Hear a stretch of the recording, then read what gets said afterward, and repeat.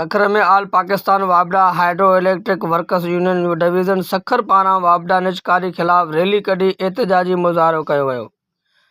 तफ़सील मूजिब ऑल पाकिस्तान वापडा hydro electric workers union division Sukkur जे शजात अली, घुमरो, नज़र मोहम्मद मेमण, अमजद अली, असदुल्ला ऐं ॿियनि रैली कढी एहतजाजी मुज़ाहिरो कंदे मीडिया सां ॻाल्हाईंदे ॿुधायो त निजकारी जी जेका शरियत हुई उहा 1997 में ऐं 1998 में जेका वापडा खे टोड़े मुख़्तलिफ़ कंपनियुनि ठाहियूं वयूं हुयूं।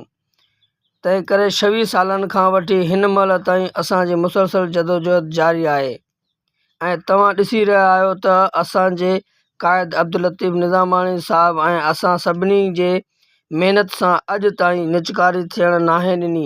तव्हां ॾिसो था मुल्क में केतिरी महांगाई वधी रही आहे ऐं निजकारी सां अञा महांगाई वधंदी, घटिबी न। इन लाइ अॻिते बि असांखे यकीन आहे पंहिंजे यूनियन ऐं क़ाइद ते त निजकारी ऐं नाइंसाफ़ी थियण न ॾींदासीं।